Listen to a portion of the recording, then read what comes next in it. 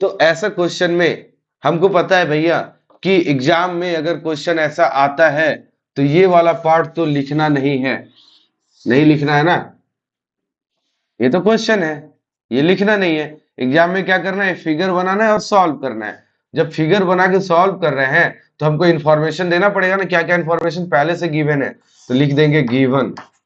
Given information क्या क्या है, गिवन इन्फॉर्मेशन है डीई, ये वाला लाइन डीई पैरेलल है बीसी के, ये दिया हुआ है DE is parallel to BC, ठीक है।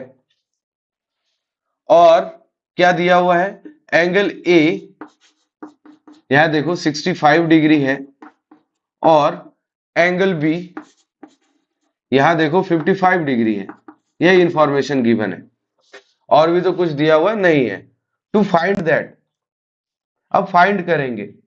क्वेश्चन नंबर 1 है एंगल एडीई फाइंड करना। तो एडीई फाइंड करने के लिए क्या करेंगे भैया, एडीई कौन सा एंगल है, एडीई ये वाला एंगल है, ये वाला एंगल। इस वाले एंगल का रिलेशन भैया इसके साथ तो साफ साफ दिख रहा है, ये और ये पैरेलल है अगर, तो इसका रिलेशन इसके साथ कोरस्पॉन्डिंग एंगल का नहीं दिख रहा है, एडीई का रिलेशन एबीसी के साथ कोरस्पॉन्डिंग एंगल का दिख रहा है कि नहीं सांभवी? Yes sir. तो फिर वही लिख देंगे, इसमें प्रॉब्लम क्या है, since DE is parallel to BC, क्योंकि DE पैरेलल है BC के, DE पैरेलल है BC के और AB ट्रांसवर्सल है, तभी तो ये और ये कोरस्पॉन्डिंग एंगल। तो लिख देंगे and AB is a transversal, therefore angle ADE is equal to angle ABC। क्यों भाई, तो भैया रीजन है कोरस्पॉन्डिंग एंगल, ठीक है। इसका मतलब ये हो गया कि angle ADE is equal to ABC का वैल्यू कितना था भैया 55 डिग्री, तो ADE भी 55 डिग्री हो गया, सॉल्व।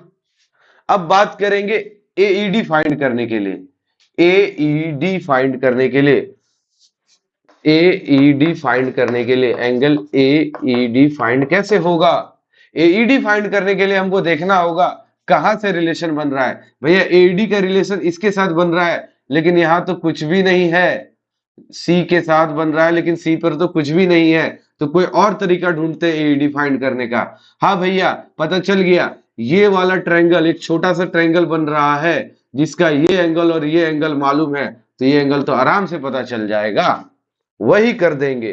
AED फाइंड करने के लिए लिखेंगे इन ट्रायंगल ADE, छोटे वाले ट्रायंगल में काम कर रहे हैं तो लिखेंगे इन ट्रायंगल ADE। ADE में क्या देख रहे हैं, angle A plus angle ADE plus angle AED, ये इक्वल होगा 180 डिग्री के। क्यों भाई, एंगल सम प्रॉपर्टी, कितना बार तो पढ़ चुके हैं अब ये एंगल सम प्रॉपर्टी, ठीक है। इसका मतलब हो गया एंगल A 65 डिग्री है, एंगल ADE भैया ADE अभी अभी निकाले हैं 55 डिग्री, तो यहाँ 55 डिग्री, और AED पता ही तो करना है, AED तो पता करना है, तो इसको वैसे ही लिख देंगे यहाँ 180 डिग्री। 65 प्लस 55 कितना हो गया 120 डिग्री, तो लिखेंगे 120 degree plus angle AED is equal to 180 degree. This implies angle AED equals 180 degree minus 120 degree equals to 60 degree। AED का वैल्यू आ गया 60 डिग्री, आया कि नहीं? हाँ। समझ Yes, गई, sir. कोई दिक्कत नहीं है। अब फाइंड करना है थर्ड, थर्ड क्वेश्चन क्या कह रहा है, एंगल सी फाइंड करना है। भैया अभी तो आप बताए एंगल सी का रिलेशन AED के साथ बन ही रहा है, तो AED के साथ जब बन रहा है तो इसी शॉर्ट तरीके से बना लेते हैं, नहीं तो बड़े वाले ट्रायंगल में भी देख सकते हैं, बड़े वाले ट्रायंगल में देख सकते हैं, ये एंगल पता है, ये एंगल पता है, ये तो आराम से पता चल जाएगा। तो दोनों में से कोई एक तरीका। अगर ये करस्पॉन्डिंग एंगल वाला तरीका अपनाते हैं तो लिखेंगे since DE is parallel to BC, लेकिन यहां पर ट्रांसवर्सल AC का इस्तेमाल कर रहे हैं तो लिखेंगे and AC is a transversal, therefore